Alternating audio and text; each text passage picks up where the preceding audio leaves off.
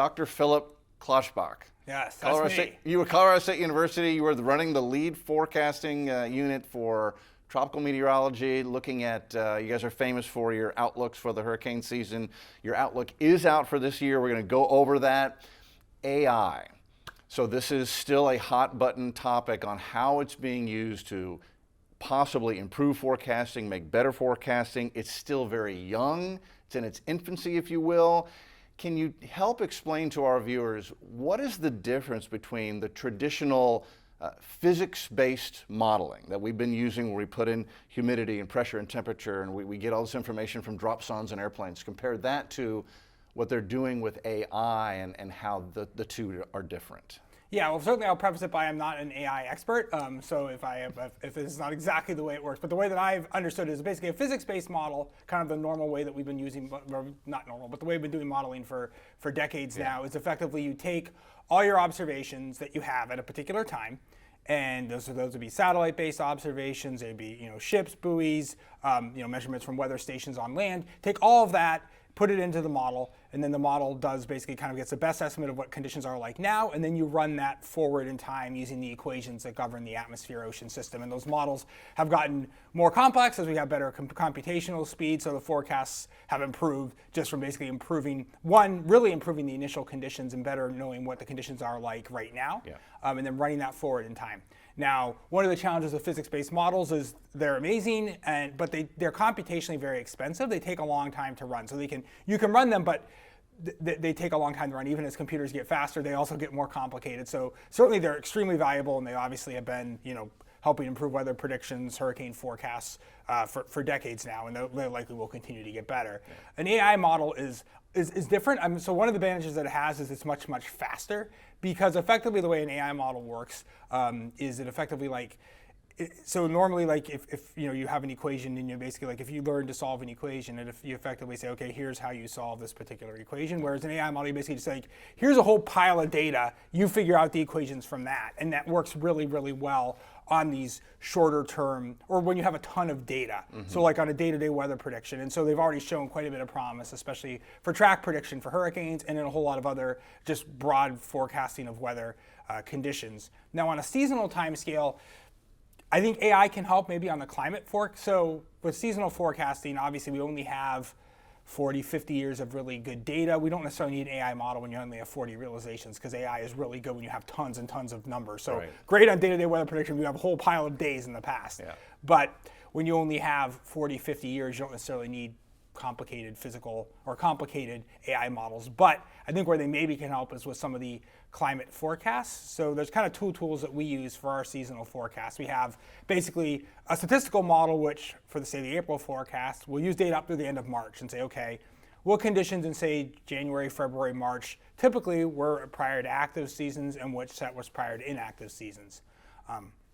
And so that's kind of the way that, we started doing it in the 80s and we still use that kind of technique. But one thing that we have now that we didn't have in the early 1980s is we have climate models. And so these climate models, we're not talking about, 100-year projections. We're talking about forecasts, say in April for the summer and the early fall. And again, we're not looking at forecasts for say, July 17th. We're looking at a 1 to 3 month average. And those climate models can give us forecasts with reasonably good levels of skill. And that's something we just didn't have even really frankly 10, 15 years ago to the reliability that we have now. So that's another valuable tool, and as far as AI models perhaps can help with those, that would be awesome in terms of helping the seasonal forecast. So I'd say certainly you won't necessarily see we're going to redevelop our statistical model to use AI, because again, we only have 40 to 50 years. Yeah. But when we used AI to develop our seasonal forecast model, effectively gives us the predictors that we already selected, which is good. It's good to see that, but it's not really necessarily telling us something we didn't already know per se. Yeah. But I think especially as far as it can go forecasting the future,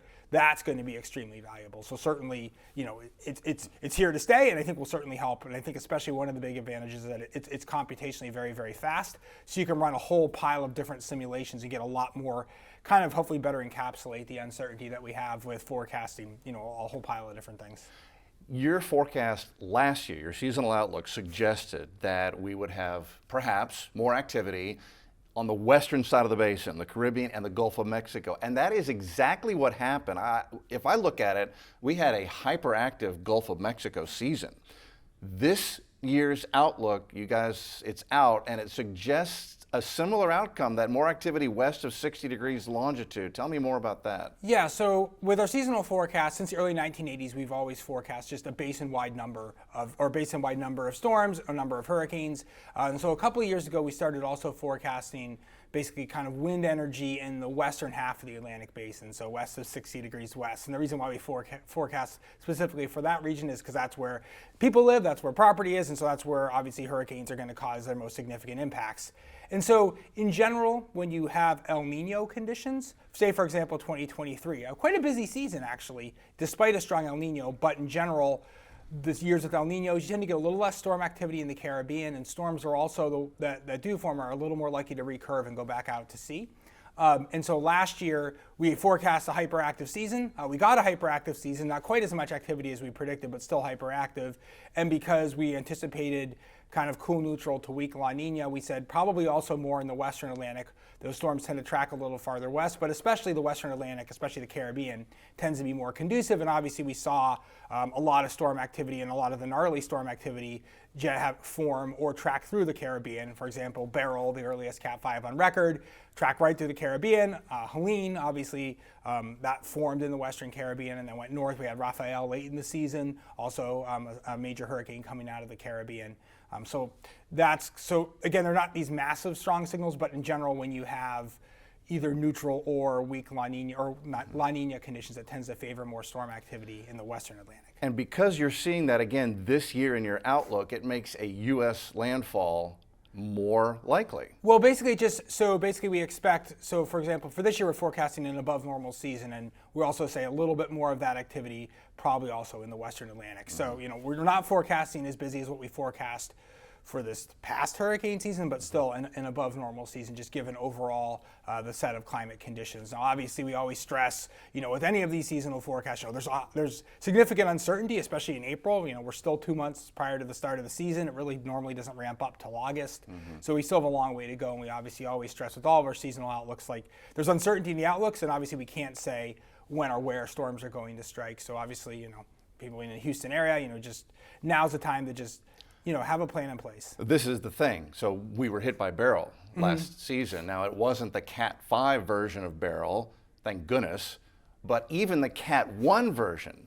At one point we had 3 million plus people without power, and in a city like Houston, that matters. We're sitting on the Gulf. We've got we're the petrochemical and energy capital of the United States.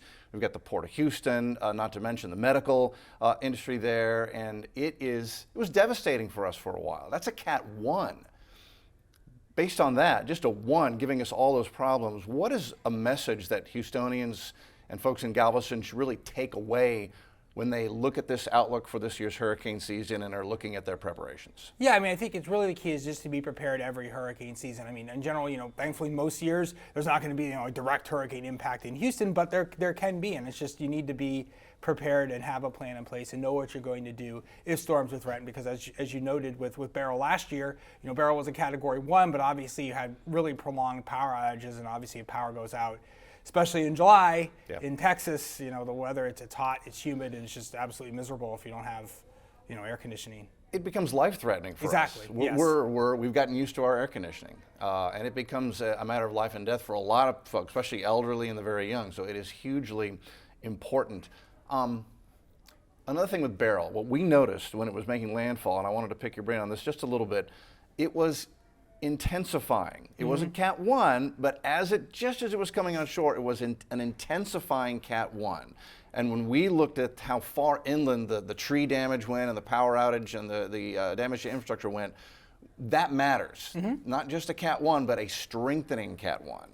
Correct, yeah. And so we've done some work to show that in general, storms that are intensifying upon approach, they'll weaken as they cross, once they go inland, but they're going to weaken at a little bit slower rate, just because if you're cranking the storm up as it's coming on shore, once it goes over land, it loses its heat energy source, so it will start to weaken, but it takes a little bit longer than if a storm is kind of fizzling out as it approaches the coastline, and at least in a bulk statistical sense. It doesn't necessarily work for every storm. And you can see that, for example, last year, as you mentioned, with Beryl, but also with Helene. Helene was an intensifying Category 4 hurricane, and it was moving quickly, so it was a fast-moving storm, and it weakened as it came on shore, or weekend after it came on shore, but it took a while for those winds to spin down, and you saw, really strong gusts in places like Georgia, South Carolina, North Carolina, in addition to all the cataclysmic flooding that had a tremendous amount of wind damage, because if you combine very strong wind gusts with a very overly saturated soil, all the trees come down. So, these hurricanes, obviously, we focus a lot on the coastal impacts, but they can produce impacts well inland, and usually, again, when the storm is cranking up on approach, those storms tend to weaken a bit slower after landfall.